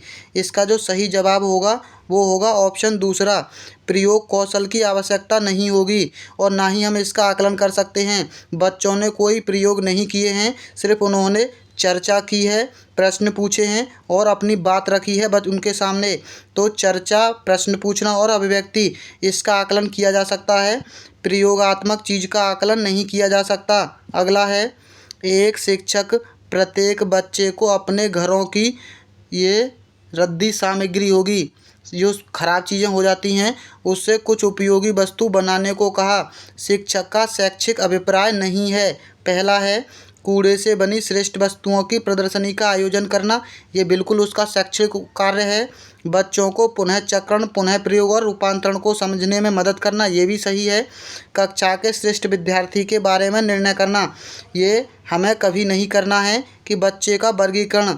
हमेशा याद रखना, हमें कभी भी बच्चों को डिवाइड नहीं करना है श्रेष्ठ बच्चे और निम्न श्रेष्ठ बच्चों में। बच्चों का वर्गीकरण किसी भी आधार पर नकारात्मक माना जाता है पेडागोजी में। अगला प्रश्न है, निम्नलिखित प्रश्नों को पढ़िए। पहला प्रश्न है, मैंने क्रियाकलाप की योजना कितनी अच्छी बनाई है। दूसरा, मैंने योजना का अनुसरण कितना अच्छा किया है। तीसरा, मेरी शक्तियाँ क्या थीं। चौथा, मुझे सचमुच कठिन क्या लगा। ऊपर दिए गए 4 प्रश्नों के उत्तरों से होगा। पहला, बच्चों और शिक्षकों दोनों का स्व आकलन। दूसरा है, शिक्षकों का स्व आकलन। तीसरा है, शिक्षक द्वारा समग्र आकलन। चौथा है, बच्चों का स्व आकलन। इसका जो सही जवाब है वो है ऑप्शन पहला, बच्चों और शिक्षकों दोनों का स्व आकलन होगा। अगला है, पर्यावरण अध्ययन की पाठ्य पुस्तक में प्रयुक्त भाषा होनी चाहिए। प्रयुक्त भाषा होनी चाहिए, बच्चों के दिन प्रतिदिन से संबंधित होनी चाहिए। एनसीएफ 2005 भी कहता है कि शिक्षा है वो बच्चों के बाहर के जीवन से जुड़ी हुई होनी चाहिए। ये एनसीएफ 2005 कहता है। वहीं एक चीज़ समझ लीजिए, जिस भी ऑप्शन में परिभाषा शब्द पर बल दे रहा हो, यानी परिभाषा शब्द आए, वहाँ हमेशा नकारात्मक ऑप्शन होता है। और अगर कोई चीज़ कठिन है या नियम बनाए जा रहे हैं तो ये भी चीज़ नकारात्मक होती है। अगला है, एक शिक्षक अपने विद्यार्थियों को विभिन्न वस्तुओं के चित्र देता है और उन पशुओं पर रंग भरने को कहता है, यानी जो उसने चित्र दिए हैं जो हमारे घरों में नहीं रहते हैं। इस क्रियाकलाप का उद्देश्य क्या है। इस क्रियाकलाप का उद्देश्य है बच्चों में सृजनात्मकता का विकास करना, बिल्कुल सही ऑप्शन है। अवलोकन का विकास करना, ये भी सही है। और वर्गीकरण कौशल का विकास करना, ये भी सही है। डाटा संग्रह का विकास करना, डाटा संग्रह से इसका कोई लेना देना नहीं है, यानी इसका जो सही जवाब होगा वो होगा ऑप्शन चौथा, ए, बी और सी। ये तीनों कथन बिल्कुल सही हैं क्रियाकलाप के उद्देश्य के लिए। अगला प्रश्न है, पर्यावरण अध्ययन के पाठ्यक्रम जिसे 6 उपविषयों के चतुर्दिक निर्मित किया गया है। ये है सीटेट का प्रश्न, जिसमें पौधे और पशु को जानबूझकर परिवार और मित्र उपविषय के अंतर्गत सम्मिलित किया गया है। इसके लिए निम्नलिखित में से एक कारण को छोड़कर शेष सभी कारण हो सकते हैं। यह एक कारण कौन सा है। तो इसमें से विद्यार्थियों को विज्ञान व दृष्टिकोण के पौधों और पशुओं को समझने में सक्षम बनाना, यह बिल्कुल सही है।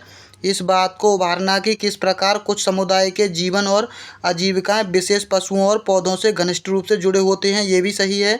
सामाजिक और सांस्कृतिक संदर्भ में पौधों और पशुओं के स्थान निर्धारित करने में विद्यार्थियों की सहायता करना, ये भी कथन सही है।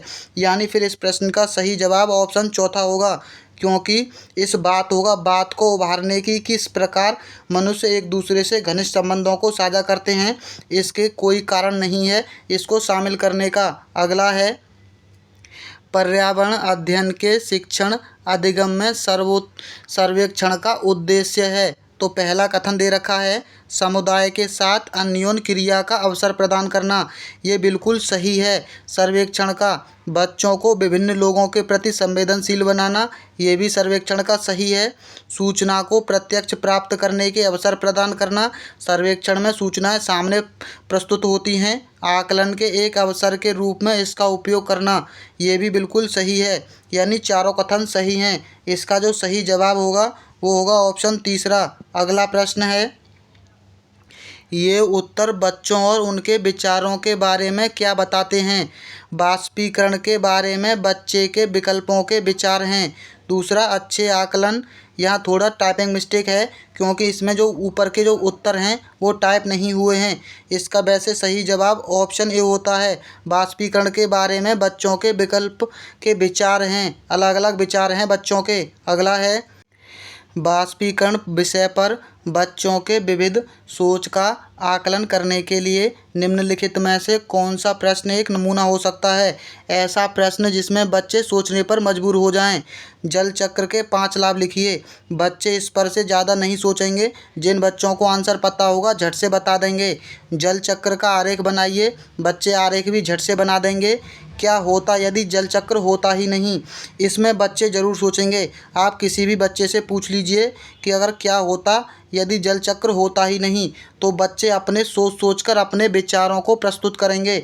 यानी सी सबसे अच्छा नमूना प्रश्न है। अगला है, निम्नलिखित में से कौन से राज्य जम्मू और कश्मीर के पड़ोसी राज्य हैं?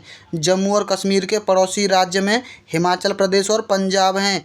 यानी तीसरा बिल्कुल सही है। अगला है, प्रत्येक स्थान के नाम के साथ उस क्षेत्र में बनाए जाने वाले सामान्य घरों के सही विवरण का मिलान कीजिए। मनाली के अंदर पाए जाते हैं पत्थर या लकड़ी से बने ढालू छत वाले घर। वहीं राजस्थान में पाए जाते हैं मिट्टी के घर जिनकी छतें कटीली झाड़ियों से छाई होती है। यानी पहले का दूसरा ये ऑप्शन कट गया, दूसरे का चौथा ये भी ऑप्शन कट गया। असम के अंदर पाए जाते हैं ऐसे घर जो बांस के खम्भों पर बने होते हैं। यानी सी का पहला यहाँ भी सी का पहला है। और लद्दाख के अंदर पाए जाते हैं पत्थर के बने घर जिनके फर्श छतें लकड़ी की बनी होती हैं। इसका जो सही जवाब होगा वो होगा ऑप्शन चौथा। अगला प्रश्न है, पशुओं की त्वचा पर विभिन्न पैटर्न यानी डिजाइन किसके कारण होते हैं? तो ये होते हैं त्वचा पर उनकी बालों के कारण। उनके जो डिजाइन बने होते हैं वो बालों के कारण होते हैं। अगला है, जो व्यक्ति जंगल में कम से कम 25 वर्षों से रह रहे हैं उनका उस जंगल की भूमि पर और उसमें पैदा होने वाली वस्तुओं पर अधिकार है। यह जनादेश किसके द्वारा दिया गया था? तो ये जनादेश दिया गया था जंगल अधिकार अधिनियम 2007 के द्वारा। डी इस प्रश्न का सही जवाब है। अगला है, निम्नलिखित में से मच्छरों द्वारा फैलने वाले रोगों का समुच्चय कौन सा है? तो मच्छर के द्वारा फैलने वाले रोग हैं डेंगू, मलेरिया और चिकनगुनिया। ये बी इसका सही जवाब होगा। अगला है, घटपर्णी पौधा जिसे हम निपेंथिस कहते हैं, घटपर्णी पौधा होता है मेंढकों, कीड़े मकोड़ों और चूहों को चालाकी से फंसाकर खा जाता है। अगला है, नीचे दिए गए खाद्य पदार्थों के किस समुच्चय में लोहा तत्व प्रचुर मात्रा में पाया जाता है? जो सबसे ज़्यादा लोहा पाया जाता है वो पाया जाता है आंवला, पालक और गुड़ के अंदर। ए इसका सही जवाब है। अगला है, हमारे देश के लगभग सभी भागों में मिर्च का उपयोग भोजन पकाने में किया जाता है। हमारे देश में मिर्च को लाने वाले व्यवसायी आए थे। तो जो व्यवसायी आए थे मिर्च को लाने वाले वो थे आपके दक्षिण अमेरिका से मिर्च हमारे भारत में आई थी। अगला है, निम्नलिखित में से कौन सा पक्षी कैक्टस के पौधों के कांटों के बीच अपना घोंसला बनाता है? तो उसे बोलते हैं हम फाफ्ता पक्षी। यानी दूसरा इसका सही जवाब है। इसको आप ऐसे याद रख सकते हैं, कैक्टस के अंदर होते हैं कांटे और कांटे हमेशा हाथ को फाड़ देते हैं, फाख्ता फाड़ देना। अगला है, किसी पशु के विषय में नीचे दिए गए विवरण को पढ़िए और उस पशु को पहचानिए। यह भालू जैसा दिखता है परंतु भालू नहीं है। यह दिन के लगभग 17 घंटे वृक्षों की शाखा से उल्टे लटक कर सोता है। यह जिस वृक्ष पर रहता है उसी की पत्तियां खाता है। यह लगभग 40 वर्षों तक जीवित रहता है। तो ये है आपका स्लॉथ, दुनिया का सबसे आलसी जीव। आज के बाद आप जो सबसे ज़्यादा सोता हो उसको कुंभकर्ण नहीं बल्कि स्लॉथ कहना स्टार्ट कर दीजिए। स्लॉथ ऐसा है जो सबसे ज़्यादा सोता है। अगला प्रश्न है, निम्नलिखित में से कौन सा कथन आकलन प्रतिक्रियाओं के बारे में सबसे कम उपयुक्त है? इसका जो सही जवाब है वो है ऑप्शन दूसरा। बच्चों को निजी विवरण और व्यक्तिगत पृष्ठपोषण देना अवांछनीय अभ्यास है। ये सबसे कम उपयुक्त होगा। अगला है, दिए गए प्रश्न को ध्यान से पढ़िए। क्या आपने अपने घर या स्कूल के आसपास जानवर देखे हैं जिनके छोटे बच्चे हैं? अपनी नोटबुक में उनके नाम लिखिए। इस प्रश्न के माध्यम से किस प्रक्रमण कौशल का आकलन किया जा सकता है? तो इसका आकलन किया जा सकता है अवलोकन और रिकॉर्ड कौशल का। यानी बच्चे अवलोकन, पहले उन चित्रों के बारे में सोचेंगे, अवलोकन करेंगे, फिर उसके बारे में लिखेंगे। लिखने का मतलब होता है रिकॉर्ड बनाना। अगला है, पर्यावरण अध्ययन की अंतः विषयी प्रकृति पर्यावरणीय मुद्दों को द्वारा संबोधित करती है। इसका जो सही जवाब है वो है ऑप्शन चौथा।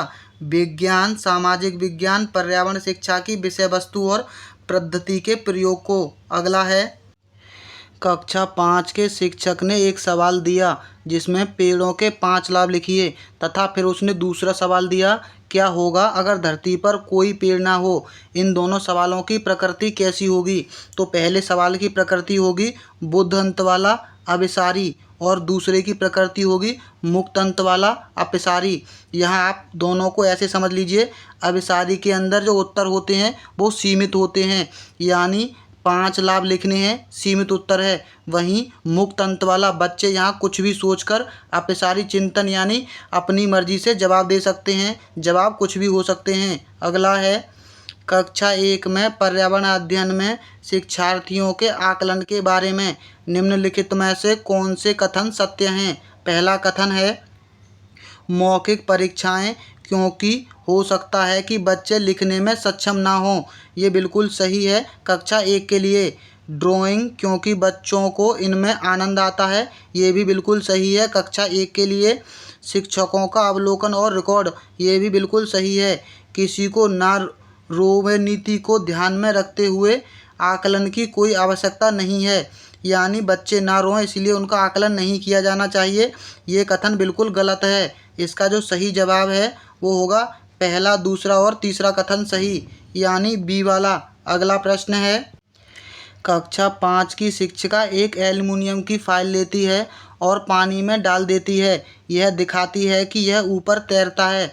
फिर वह फाइल को मोड़कर जोर से दबाती है, निचोड़ती है और फिर से पानी में डालती है तथा शिक्षार्थियों को दिखाती है कि यह डूबता है।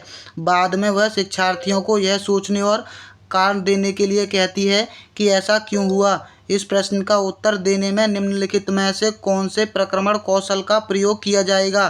तो इसके अंदर किया जाएगा बच्चों के द्वारा अवलोकन कौशल का। बच्चों ने देखकर आंसर दे रहे हैं, यानी किसी चीज़ का अवलोकन कर रहे हैं। अगला प्रश्न है, पर्यावरण अध्ययन के शिक्षा शास्त्र के संदर्भ में सिवाय के निम्नलिखित सभी वांछनीय अभ्यास हैं, यानी कौन सा एक गलत है? इसका जो सही जवाब है वो होगा ऑप्शन तीसरा। वास्तविक अवलोकन के स्थान पर पाठ्य पुस्तकीय ज्ञान की श्रेष्ठता को स्वीकार करना, ये कथन गलत है। हमने आपको पहले भी बताया है एनसीएफ 2005 बच्चों को वास्तविक जीवन से जोड़ने के लिए प्रेरित करती है, तो ये कथन गलत होगा। अगला है, महेश कक्षा 4 के शिक्षक हैं।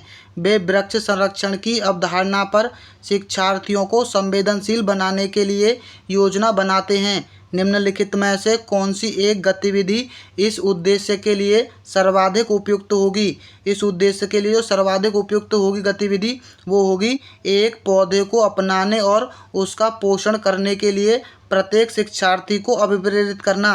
बच्चे अपने आप उन चीज़ों को अच्छे से सीखेंगे। अगला है, पर्यावरण अध्ययन में बच्चे शिल्पकला और चित्रकला को समूह में सीखना विशेष रूप से पसंद करते हैं क्योंकि पहला है, यह सहपाठी अधिगम को बढ़ावा देता है। बिल्कुल सही है। जब एक साथ बच्चे क्रियाकलाप करते हैं तो सहपाठी अधिगम को बढ़ावा मिलता है। यह सामाजिक अधिगम को बेहतर बनाता है। ये भी बिल्कुल सही है। सामाजिक अधिगम जब ही होता है जब बच्चे आपस में सहयोग से कार्य करते हैं। जब बच्चों की सृजनात्मकता की प्रशंसा की जाती है तो वे खुश होते हैं, उसके प्रति प्रेरित भी होते हैं। ये भी बिल्कुल सही कथन है। यह कक्षा में अनुशासन को बढ़ाता है। पहली एक बात समझ लीजिए, जिस तरह से हमने आपको अंक, परीक्षा आदि शब्द बताए हैं, उसी प्रकार अनुशासन भी एक नकारात्मक शब्द है। हमें कभी भी कक्षा में अनुशासन बनाने के लिए कोई भी कार्य नहीं करना है। अनुशासन बनाने के लिए किया गया कार्य हमेशा गलत कार्य होता है।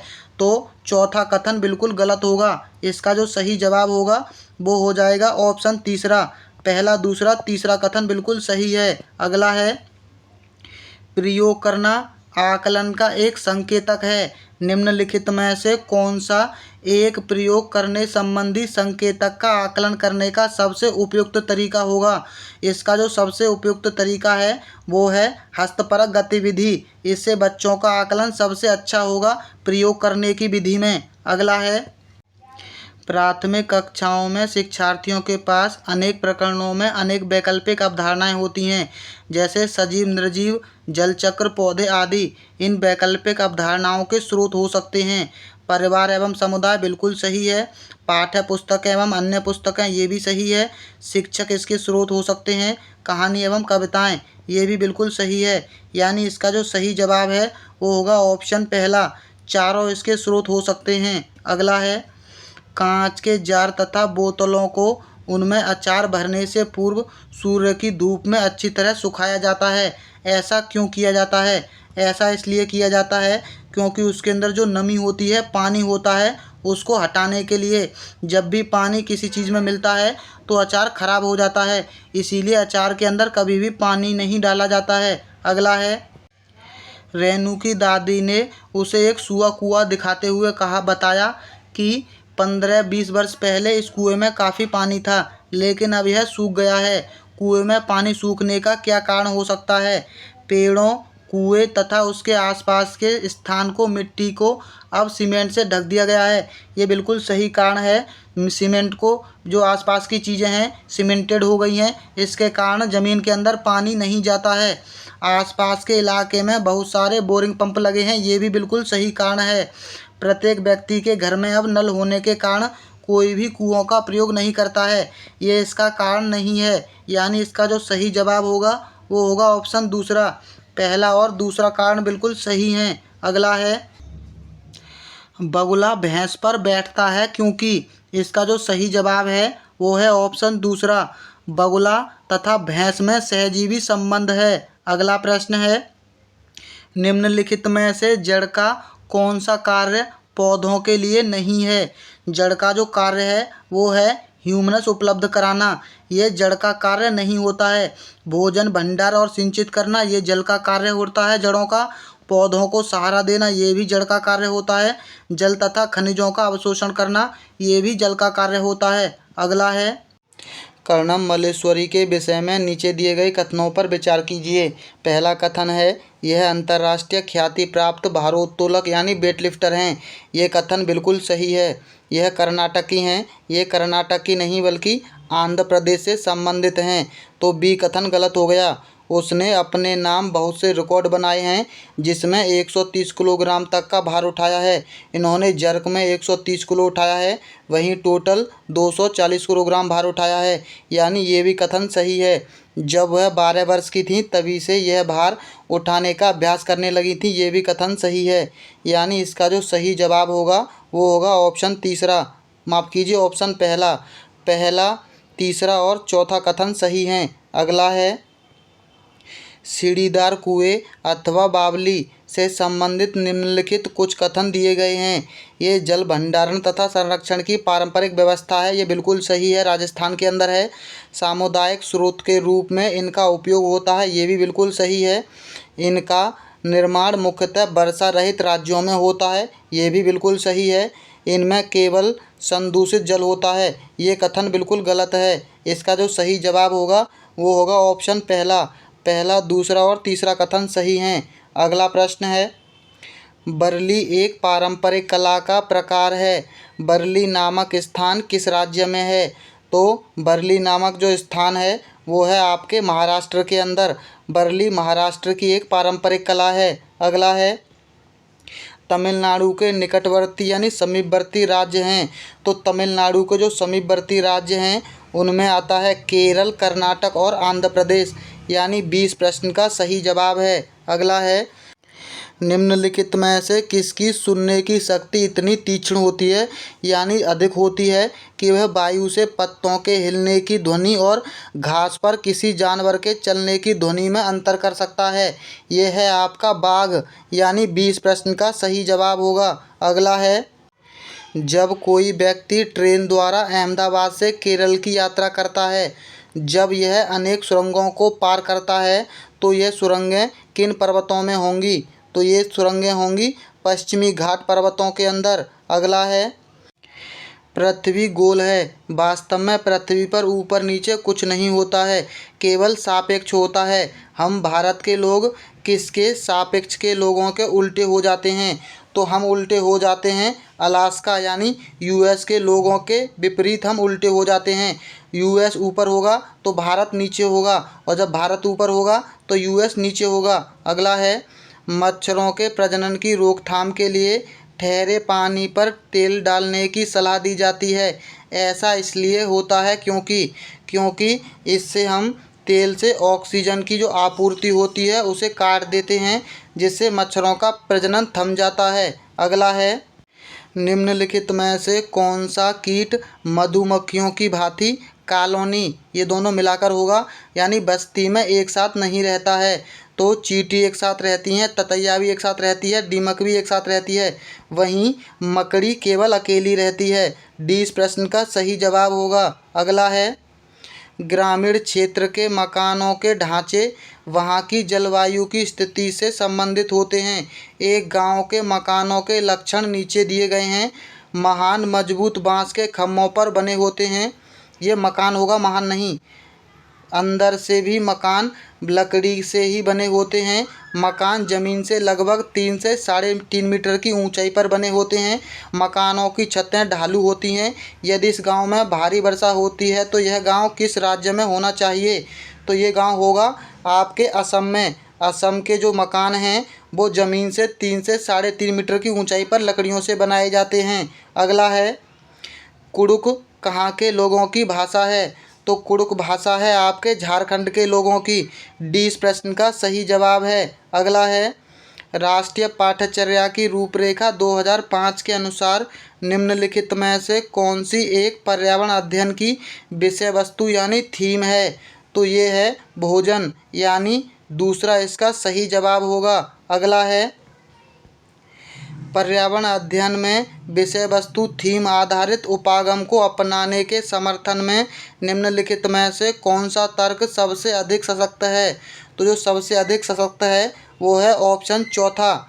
यह विषय सीमाओं को नरम बनाने और संपूर्णता में ज्ञान को प्राप्त करने में मदद करता है। अगला है, प्राथमिक कक्षाओं में पर्यावरण अध्ययन को सिखाने और सीखने में कहानियाँ एक महत्वपूर्ण पहलू हैं।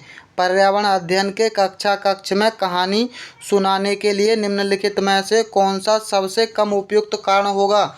जो सबसे कम उपयुक्त कारण है वो है ऑप्शन चौथा। कहानियाँ पर्यावरण अध्ययन अवधारणाओं से संबंध जोड़ने के लिए संदर्भ उपलब्ध कराती हैं।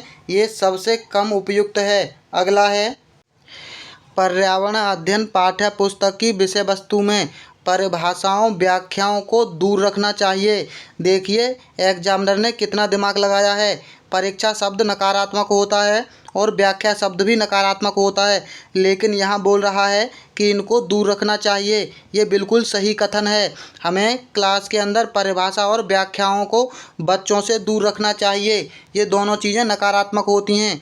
वहीं ये होगा रटकर सीखने को हतोत्साहित करना चाहिए। ये देख लीजिए एग्जामिनर ने कितनी सोच समझ के ऑप्शन बनाए हैं। रटकर नकारात्मक है और सीखने को हतोत्साहित करना चाहिए बिल्कुल सही है। बच्चों को प्रश्न करने और खोजने का मौका मिलना चाहिए, ये भी बिल्कुल सही है। बच्चों को केवल लिखित जानकारी दी जानी चाहिए। केवल लिखित यानी ये नकारात्मक चीज़ है। तो चौथा गलत हो गया। इसका जो सही जवाब है वो है ऑप्शन चौथा, क्योंकि पहला, दूसरा और तीसरा बिल्कुल सही कथन हैं, घुमा फिरा कर पूछे हैं। अगला है, पर्यावरण अध्ययन की प्रकृति निम्नलिखित में से किसका समर्थन नहीं करती है? तो ये समर्थन नहीं करती है, बच्चे कम गलतियां करें, बच्चों को करके सीखने के अवसर मिलने चाहिए, बिल्कुल सही है। बच्चों को बहुत से प्रश्न पूछने चाहिए, ये बिल्कुल सही है। बच्चों को खोज करने के पर्याप्त स्थान मिलना चाहिए, बिल्कुल सही है। 20 प्रश्न का गलत जवाब होगा। अगला है, एक शिक्षिका ने कक्षा 4 के शिक्षार्थियों को पढ़ाने के लिए पौधे अंतर्वस्तु का चयन किया है। उसने सीखने के लिए निम्नलिखित अवसर प्रदान किए। समूह में पत्तियों का संग्रह करने के अवसर दिए, पत्तियों के आकार, स्वरूप व अन्य विशेषताओं पर चर्चा करने के अवसर दिए, अपना वनस्पति संग्रहालय बनाने के अवसर दिए।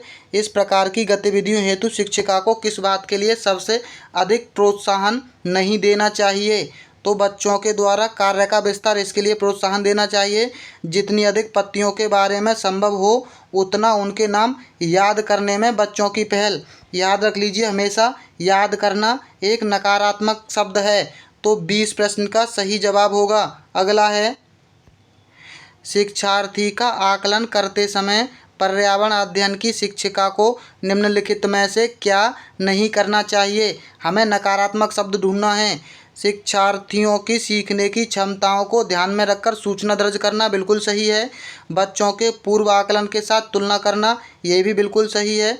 बच्चों के कार्य को केवल, यहाँ देख लीजिए जिस भी ऑप्शन में केवल होता है, ये बात आप लोग जानते हैं कि वो ऑप्शन नकारात्मक हो जाता है। तो सी इस प्रश्न का सही जवाब होगा। अगला है, प्राथमिक स्तर पर पर्यावरण अध्ययन में समुदाय सीखने सिखाने का एक महत्वपूर्ण संसाधन है, क्योंकि ये इसका सही जवाब ऑप्शन चौथा है। यह वास्तविक स्थिति में सीखने के अवसर उपलब्ध कराता है। अगला है, कोई व्यक्ति ये प्रश्न छोड़ दीजिए क्योंकि जो नया प्रश्न आएगा वो अलग से आता है। अगला है, गुरप्रीत पहली बार रेलगाड़ी से नई दिल्ली से चेन्नई गया। पहली अपनी रेल यात्रा में उसकी गाड़ी के द्वारा निम्नलिखित में से किस नदी को पार करने की संभावना नहीं है? इसकी संभावना नहीं है गंगा नदी को पार करने की, क्योंकि गंगा नदी उत्तर प्रदेश से होते हुए, बिहार से होते हुए बंगाल की खाड़ी में चली जाती है। वहीं दिल्ली से चेन्नई जाने के लिए, दिल्ली यहाँ उत्तर प्रदेश के बराबर में है और चेन्नई नीचे आकर के है, तो गंगा नदी इसको पार नहीं करेगी रेलगाड़ी। अगला है, हमारे देश में निम्नलिखित स्थानों में से कौन सा ठंडा रेगिस्तान है? तो ठंडा रेगिस्तान कहा जाता है लद्दाख को। अगला है, कक्षा 5 की पर्यावरण अध्ययन की पाठ्य पुस्तक का एक पाठ है उसी से ठंडा उसी से गर्म, जिसे डॉक्टर जाकिर हुसैन के द्वारा लिखा गया है। यह कहानी है, उन्होंने बच्चों के लिए ऐसी कई कहानियाँ लिखी हैं। अपनी मृत्यु के समय डॉक्टर जाकिर हुसैन क्या थे? तो ये थे भारत के राष्ट्रपति। सी इस प्रश्न का सही जवाब है। अगला है, खाद्य संरक्षण के लिए निम्नलिखित में से कौन सा जोड़ा ठीक नहीं है? दूध से पनीर बनाकर संरक्षण किया जा सकता है, यही गलत है। दूध भी खराब हो जाता है और पनीर भी जल्दी खराब हो जाता है। आलू से चिप्स लंबे समय तक चल सकते हैं, सेब का जैम बनाकर लंबे समय तक चलता है, वहीं कच्चे आम को अचार बनाकर लंबे समय तक चलता है। दूध का पनीर बनाकर लंबे समय तक नहीं चलाया जा सकता, यानी दूध और पनीर का संरक्षण नहीं किया जा सकता। अगला है, घरों के नीचे दी गई विशिष्टताओं पर विचार कीजिए। निचली मंजिल में कोई खिड़की नहीं है, पेड़ के तनों की लकड़ी बनी ढालू छतें हैं, पत्थर के खम्भों पर ज़मीन से लगभग 10 से 12 फुट ऊंचाई पर बने घर हैं, पत्थर, गारा और चूने से बनी मोटी दीवारें हैं, लकड़ी के फर्श हैं। लेह और लद्दाख के घरों के ऊपर दी गई कौन सी विशेषताएं पाई जाती हैं? तो इनमें से जो विशेषताएं पाई जाती हैं वो पाई जाती हैं, निचली मंजिल पर कोई खिड़की नहीं होती क्योंकि इनके अंदर जानवर रहते हैं, और इसके अंदर पत्थर, गारा और चूने की बनी मोटी दीवारें होती हैं, और इनके जो लकड़ी के फर्श होते हैं, यानी ए, डी और ई, ये बिल्कुल सही हैं। इसका सही जवाब ऑप्शन तीसरा होगा। अगला है, निम्नलिखित का अध्ययन कीजिए। कौवा पेड़ की ऊंची डाल पर अपना घोंसला बनाता है। इस घोंसले को बनाने में कई प्रकार की चीज़ें, यहाँ तक कि लकड़ी की शाखाएं और लोहे के तार भी होते हैं। एक चालाक पक्षी भी है जो अपना घोंसला नहीं बनाता है और कौवे के घोंसले में अंडे देता है। बेचारा कौवा अपने अंडों के साथ उन अंडों को भी सेक देता है, उन अंडों को भी पाल लेता है। तो ये पक्षी है कोयल। कोयल कभी भी अपना घोंसला नहीं बनाती है, वो हमेशा कौवा के घोंसलों में ही अपने अंडे देती है। अगला है, निम्नलिखित में से कौन सा बीज नहीं है? तो इनमें से जो बीज नहीं है वो है साबूदाना। साबूदाना एक बीज नहीं है। अगला है, रेहाना अपने परिवार के साथ केरल जाती है। वहाँ उसे ऊंचे वृक्ष दिखाई पड़ते हैं जो उसके गृह नगर शिमला के ऊंचे वृक्षों से भिन्न हैं। उसने केरल में कौन से वृक्ष देखे होंगे? तो केरल में पाए जाते हैं नारियल के वृक्ष। अगला है, बच्चों के द्वारा सब्जी बाजार में इकट्ठी की गई है। निम्नलिखित सामग्री में से उन्हें पहचानिए जिनके भीतर बीज होते हैं। आलू, टमाटर, नाशपाती, चीकू, भिंडी, करेला, प्याज और खीरा। इनमें से किन के भीतर बीज होते हैं? तो टमाटर के अंदर बीज होते हैं, नाशपाती के अंदर होते हैं, चीकू के अंदर होते हैं, भिंडी के अंदर होते हैं, करेला के अंदर और खीरा के अंदर। वहीं प्याज के अंदर बीज नहीं होते हैं। और क्या बचा? टमाटर, आलू के अंदर बीज नहीं होते हैं। टमाटर, नाशपाती, चीकू हो गया, भिंडी हो गई, करेला हो गया, खीरा हो गया। यानी आलू और प्याज के अंदर बीज नहीं होते हैं। तो इसका जो सही जवाब है वो होगा ऑप्शन तीसरा। अगला है, नीता आंध्र प्रदेश जाती है और 2 साड़ियाँ खरीदती है जो ख़ास तौर पर वहीं बनाई जाती हैं। इसे क्या कहते हैं? इसे कहते हैं पोचमपल्ली और कलमकारी। ये आंध्र प्रदेश का एक क्षेत्र है पोचमपल्ली, वहाँ की सबसे प्रसिद्ध साड़ी है पोचमपल्ली। अगला है, निम्नलिखित में से कौन सी बीमारी रुके या इकट्ठा हुए पानी से हो सकती है? तो पानी से बीमारी होती है ऑप्शन बी मलेरिया, क्योंकि इकट्ठे हुए पानी में मच्छर पनपता है और वही मच्छर से मलेरिया हो सकता है। अगला है, निम्नलिखित में से कौन सा जोड़ा ठीक है? उड़ीसा का भरतनाट्यम नहीं है, भरतनाट्यम है तमिलनाडु का। उड़ीसा का है ओडिसी। 20 प्रश्न का सही जवाब है। असम का बिहू बिल्कुल सही सुमेलित है। तमिलनाडु का भरतनाट्यम है, हमने आपको बता दिया। लावणी है आपके महाराष्ट्र का। और कर्नाटक का कथक नहीं, कथक है यूपी का, कर्नाटक है यक्षगान। अगला है, एस्किमो अपने घर इग्लू का निर्माण बर्फ से करते हैं। इसका क्या कारण है? इसका कारण होता है बर्फ़ की दीवारों के बीच मौजूद हवा। ये हया नहीं, हवा होगा। हवा अंदर की गर्मी को बाहर जाने से रोकती है। अगला है, निम्नलिखित में से कौन सी विशेषता बरगद के पेड़ के जड़ों की नहीं है? तो इनमें से जो विशेषता है वो है ऑप्शन तीसरा, जड़ें भोजन का भंडार करती हैं। ये बरगद के वृक्षों के लिए विशेषता नहीं है। अगला प्रश्न है, एक नए नियुक्त पर्यावरण अध्ययन के शिक्षक के रूप में पढ़ाने से पहले आपकी सबसे पहली प्राथमिकता क्या होगी? तो सबसे पहली प्राथमिकता होगी शिक्षार्थियों का समाज सांस्कृतिक प्रोफाइल विवरण तैयार करना। यानी तीसरा बिल्कुल इसका सही जवाब है। अगला है, कविताएं और कहानियाँ पर्यावरण अध्ययन की अंतर्वस्तु को पढ़ाने में प्रभावशाली हैं। ऐसा इसलिए है क्योंकि कविताएं और कहानियाँ, पहला है, बच्चों के परिवेश का समृद्ध चित्रण करती हैं। ये बिल्कुल सही कथन है। संदर्भित अधिगम परिवेश प्रदान कर सकती हैं। ये भी सही कथन है। विभिन्न अमूर्त अवधारणाओं को प्रभावी तरीके से व्याख्या कर सकती हैं। हमने अभी पहले भी देखा है कि व्याख्या शब्द नकारात्मक है, तो तीसरा ऑप्शन गलत हो जाएगा। सृजनात्मकता एवं सौंदर्य बोध का पोषण करती हैं। सृजनात्मकता एक बिल्कुल पॉजिटिव शब्द है, तो ए, बी और डी इसका सही जवाब होगा। यानी इसका जो सही जवाब होगा वो होगा ऑप्शन दूसरा। अगला है, कक्षा 5 की शिक्षिका के रूप में आप ईंधन के संरक्षण प्रकरण को पढ़ाने के लिए निम्नलिखित में से किस संसाधन के उपयोग को सर्वश्रेष्ठ पाते हैं? तो इनमें से जो सर्वश्रेष्ठ है वो है समाचार पत्र। अगला है, कक्षा 4 की एक शिक्षिका शिक्षार्थियों से कहती है कि वे अपने कार्य पत्रक, अवलोकन, रिपोर्ट और सत्र में एकत्रित की गई सामग्री को एक फ़ोल्डर में डाल दें। इन फ़ोल्डरों को क्या कहा जा सकता है? तो इन फोल्डरों को कहा जाता है पोर्टफोलियो। दूसरा बिल्कुल सही कथन है। अगला है एनसीईआरटी की पर्यावरण अध्ययन की कक्षा को पाठ्य पुस्तक में सुनीता अंतरिक्ष में शीर्षक पाठ स्पेसशिप में अंतरिक्ष यात्री सुनीता विलियम्स के अनुभवों का वर्णन करता है। इसे शामिल करने का क्या कारण हो सकता है? यह घटना अंतरिक्ष यात्रियों की ज़िंदगी में झांकने का अवसर देती है। ये बिल्कुल सही कथन है। यह घटना स्पेसशिप में भौतिकी स्थितियों का वर्णन करती है। यह भी बिल्कुल सही है। यह घटना स्त्री पुरुष लिंग रूढ़िबद्धता को चुनौती देती है। ये भी सही कथन है। यह घटना गुरुत्वाकर्षण की अवधारणा को समझने में मदद करती है। डी इसका कोई महत्व नहीं है।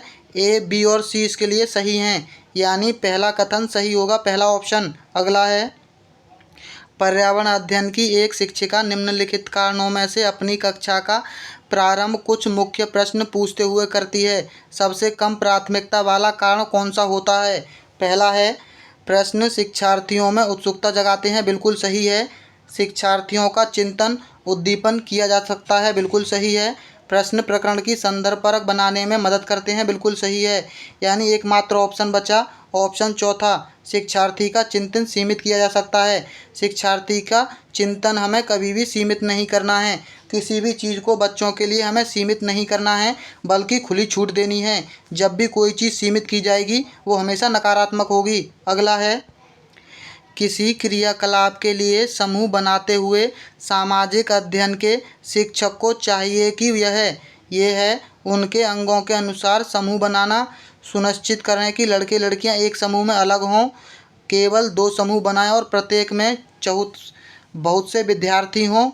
सभी प्रतिभागियों को सहभागिता और सहयोग सुनिश्चित करें। इसमें से जो सबसे सही जवाब है वो है ऑप्शन चौथा। अगला है प्राथमिक स्तर पर पर्यावरण अध्ययन की पाठ्य पुस्तक में निम्नलिखित में से कौन सी विशेषता नहीं होनी चाहिए? तो इसमें से नकारात्मक ढूंढना है आपको। और तीसरे ऑप्शन में परिभाषा शब्द दे रखा है। यह परिभाषा और अमूर्त अवधारणाओं की व्याख्या करने पर ध्यान केंद्रित, यानी सी इसका सही जवाब है, क्योंकि इसमें परिभाषा और व्याख्या दोनों ही शब्द दे रखे हैं। तो ये नकारात्मक ऑप्शन है। अगला है पर्यावरण अध्ययन शिक्षण के संदर्भ में राष्ट्रीय पाठ्यचर्या की रूपरेखा 2005 निम्नलिखित में से किसे प्रस्तावित नहीं करती है? हस्तपरक क्रियाकलाप को प्रस्तावित करती है। बच्चों के अनुभव व संदर्भ से जोड़ना, बिल्कुल इसको भी प्रस्तावित करती है। तकनीकी शब्दावली से परिचित कराना, इसके प्रभावित नहीं करती है और ना ही इसके लिए बोलती है। एनसीएफ 2005 तकनीकी शब्दावली से परिचित कराना। अगला है प्राथमिक स्तर के शिक्षार्थियों में मानचित्र बनाने और समझने के लिए निम्नलिखित में से किन कौशल के विकास की आवश्यकता होती है? पहला है स्थानों की सापेक्ष स्थिति की समझ। बिल्कुल सही है। स्थानों की सापेक्ष दूरी और दिशाओं की समझ। बिल्कुल सही है। प्रतीकों और स्केल मैप पैमाने की समझ। बिल्कुल सही है। स्केल पैमाने के अनुसार स्पष्ट ड्राइंग जानने की कोई आवश्यकता नहीं होती है, यानी इसका जो सही जवाब है वो होगा ऑप्शन पहला। अगला है प्राथमिक कक्षाओं में पर्यावरण अध्ययन पढ़ाने के लिए निम्नलिखित में से कौन सा उद्देश्य संबंधित नहीं है? तो इनमें से नकारात्मक बताना है। विज्ञान के आधारभूत प्रयत्नों सिद्धांतों को रटकर, ये देख लीजिए, और याद कर दोनों ही शब्द नकारात्मक हैं, यानी 20 प्रश्न का सही जवाब होगा। अगला है निम्नलिखित में से कौन से प्राथमिक स्तर पर पर्यावरण अध्ययन में आकलन के लिए उपकरण और तकनीकें हैं? तो परियोजना कार्य, बिल्कुल ये तकनीक और वो है। क्षेत्र भ्रमण भी बिल्कुल सही है। जर्नल भी बिल्कुल सही है, जर्नल लिखना। विचार मानचित्र भी बिल्कुल सही है, यानी चारों सही हैं। तो सी इस प्रश्न का सही जवाब हो जाएगा। अगला है मिजोरम में की जाने वाली झूम खेती के विषय में निम्नलिखित कथनों को अध्ययन कीजिए। एक फसल को काटने के पश्चात भूमि को कुछ वर्षों तक खुला छोड़ देते हैं। ये बिल्कुल सही है। इस भूमि पर उगने वाली बांस और खरपतवार को काटा नहीं जाता बल्कि जला दिया जाता है। ये भी सही है। बीज बोने से पहले इस भूमि को गहरी जुताई की जाती है। ये कथन गलत दे रखा है। इसे जोता नहीं जाता है, इसकी गहरी जुताई नहीं होती है, बल्कि थोड़ा ऐसे ही खोद दिया जाता है। एक ही खेत में 3-4 विभिन्न प्रकार की फसलें उगाई जाती हैं। यह भी बिल्कुल सही कथन है। आवश्यकता अनुसार रासायनिक उर्वरकों और कीटनाशकों का उपयोग भी किया जाता है। हमने शुरू में ही आपको बताया था कि इसके अंदर ना तो कीटनाशकों का उपयोग होता है, ना ही किसी खाद का। तो इसमें से जो 2 ऑप्शन गलत हैं, तीसरा कथन और ई कथन, तो इसका सही जवाब होगा ऑप्शन ए, बी और डी वाला, यानी ऑप्शन ए सही है। अगला है, पर्यावरण अध्ययन के शिक्षण से उन प्रक्रिया आधारित कौशलों को बढ़ावा दिया जाना चाहिए जो पूछताछ आधारित प्रत्यक्ष अनुभवों के केंद्र बिंदु हैं। निम्नलिखित में से कौन सा एक ऐसा कौशल नहीं है?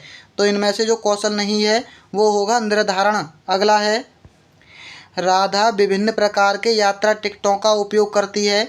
ऐसे टिकटों के उपयोग से निम्नलिखित में से किस संकल्पना पर प्रभावपूर्ण ढंग से चर्चा की जा सकती है? पहला है, अलग अलग संसाधनों से यात्रा करने पर यात्रा की लागत भिन्न भिन्न होती है। इस पर चर्चा की जा सकती है, बिल्कुल सही है। यात्रा की लागत उस वाहन द्वारा प्रयुक्त ईंधन पर निर्भर करती है, इस पर चर्चा नहीं की जा सकती है।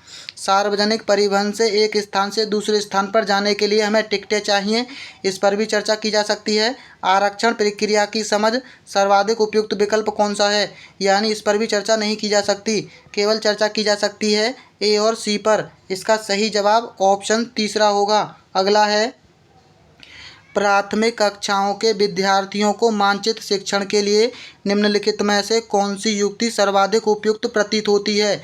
इनमें से जो सबसे उपयुक्त है वो है ऑप्शन चौथा। एक चीज़ और समझ लीजिए, पेडागोजी में जो सबसे अधिक बड़ा ऑप्शन हो बाकी के 3 ऑप्शनों की अपेक्षा, तो वो ऑप्शन 99.99% सही होता है। इसका सही जवाब ऑप्शन चौथा है। अगला है, कक्षा 5 की अध्यापिका महिमा चाहती है कि उसके विद्यार्थी आसपास के पौधों का अवलोकन करें, सार्थक अधिगम सीखें। इसके लिए बच्चों को क्या करने के लिए प्रोत्साहित किया जाना चाहिए?